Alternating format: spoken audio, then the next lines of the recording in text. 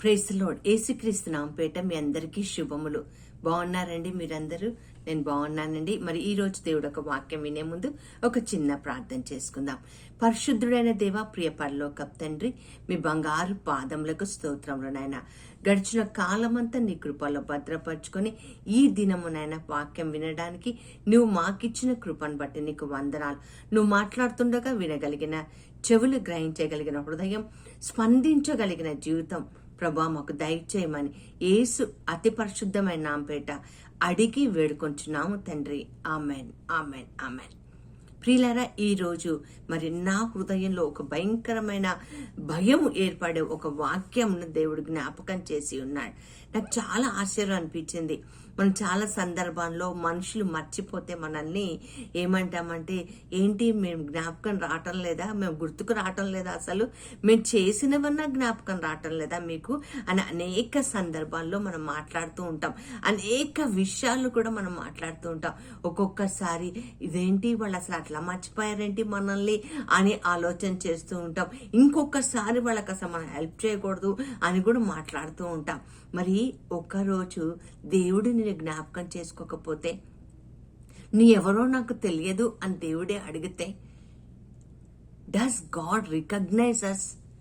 Rather does God remember us? దేవుడికి మనం గుర్తుకొస్తున్నామా? దేవుడికి మన జ్ఞాపకం వస్తున్నామా? ఈరోజు ఒకసారి ఆలోచన చేస్తే నా గుండె జల్లుమన్నదండి. వాక్యం చూద్దామండి. మత్తయి సువార్త 7వ అధ్యాయం 23వ వచనంలో, నేను మిమ్మలను ఎన్నడూ ఎరగను అంటున్నాడు. ఏంటి, మనల్ని దేవుడు ఎరగడా? అదేంటి ప్రభా, నీ నామం పేట దెయ్యములను వెళ్ళగొట్టాం, నీ నామం పేట ప్రవచనాలు చెప్పాం, నీ నామం పేట అద్భుత కార్యాలు చేశాం, 5 ఏళ్ల క్రితమే రక్షణ పొందాం, 10 ఏళ్ల క్రితమే దైవ సేవకులకు సహాయం చేశాం, 10 రోజుల క్రితమే ఆత్మతో భాషల్లో మాట్లాడాం అని చెప్తున్నామా? నిన్నెన్నడూ నేను ఎరగను, నువ్వెవరో నాకు తెలియదు అని ప్రభు మాట్లాడుతుంటే, ఒక్కసారి మనలోకి మనం తొంగి చూసుకొని దేవుడు మర్చిపోవడానికి గల కారణాలేంటి అని మనం ఎత్తుకుదామండి. 10 మంది కన్యకలు రాజుని చూడడానికి వచ్చారట. 10 మంది సిద్ధపడే వచ్చారండి. 5 మాత్రం ఇంకొద్దిగా సిద్ధపడ్డారు. 10 మెంబర్స్ సిద్ధపడ్డారండి. అందులో 5 ఇంకొంచెం సిద్ధపడ్డారు. 10 మంది సిద్ధపడ్డారు అని దేవుడు జ్ఞాపకం చేసుకున్నారా? 5తో ఏమంటున్నాడు తెలుసా? మీరెవరో నాకు తెలియదు, మీరెవరో నాకు తెలియదు అంటున్నాడు. ఆ రోజుల్లో సిద్ధపడి వచ్చినది మర్చిపోయాడా? మరి ఈరోజు ఆలోచిద్దామా? ఈరోజు ఈ పూట, ఈ ఉదయకాలమే దేవుడు నేను జ్ఞాపకం చేసుకుంటున్నాడా? మనుషులు జ్ఞాపకం చేసుకుపోతే ఎంత కుమిలిపోతామండి, ఎంతో బాధపడుతూ ఉంటాం. ఎంత చేశాం వాళ్ళకి, అయినా మనల్ని మర్చిపోయారు కదా అని అనుకుంటూ ఉంటాం. మరి దేవుడు జ్ఞాపకం చేసుకునే జీవితం మరి నీకు నాకుందా? ఈరోజు ఒక్కసారి ప్రశ్నించుకుందామా ప్రియులారా? దేవా, నన్ను జ్ఞాపకం చేసుకో. ఎందుకంటే నా గుండె జల్లుమన్న వాక్యం ఈరోజు ఎజేకియెలు గ్రంథం 18వ అధ్యాయము 34వ వచనం అండి. ఒక్కసారి మీకోసం చదివి వినిపిస్తాను. ఎజేకియెలు గ్రంథం 18వ అధ్యాయం 24వ వచనం, 24 అండి. ఇక్కడ రాయబడిన మాట నా గుండె దడ పుట్టించిన మాట. అదేంటంటే, నీతిమంతుడు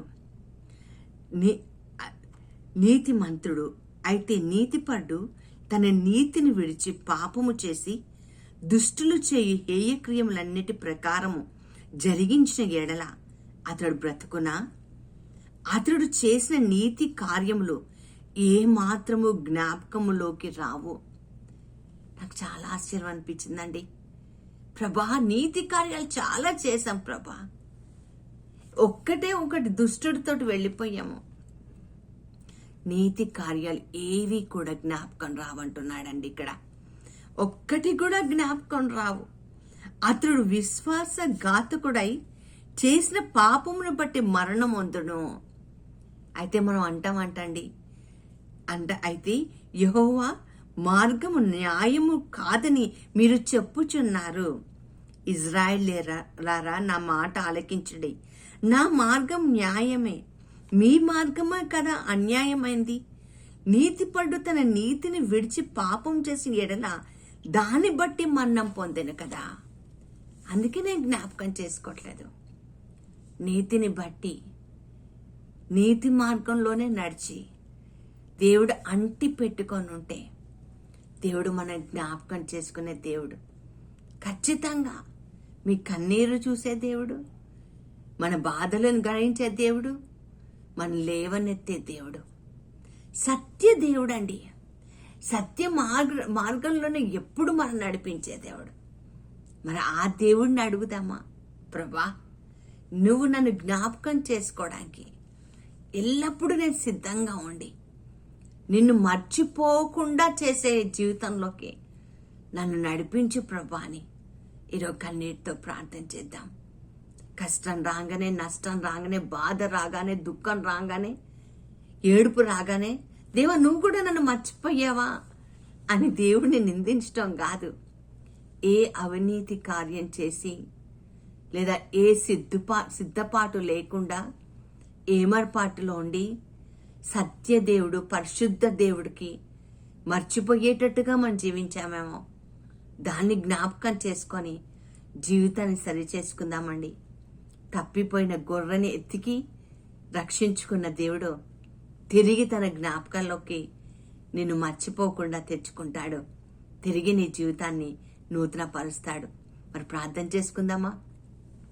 పరిశుద్ధుడైన దేవ, ప్రియ పరలోకపు తండ్రి, మీ బంగారు పాదములకు స్తోత్రములనైనా. అవును ప్రభా, ప్రభా ప్రభా ప్రభా అన్న వారు పరలోకంకి వెళ్ళరు, కానీ నీ చిత్తం చేయువారు మాత్రమే వారినే నువ్వు జ్ఞాపకం చేసుకుంటావు. మా కష్టాల్లో, మా బాధల్లో అయ్యా మమ్మల్ని మర్చిపోయే దేవుడవు కాదు నాయనా. ఎప్పుడైతే నీ చిత్తాన్ని మేము చెయ్యమో, నీ ఆజ్ఞను ఎప్పుడైతే మేము వ్యతిరేకిస్తామో అప్పుడే ప్రభా నువ్వు మమ్మల్ని మర్చిపోతావు.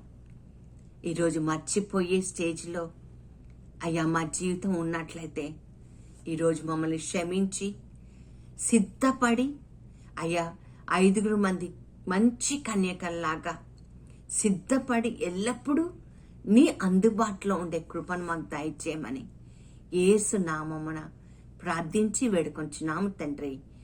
Amen, amen, amen. God bless you all.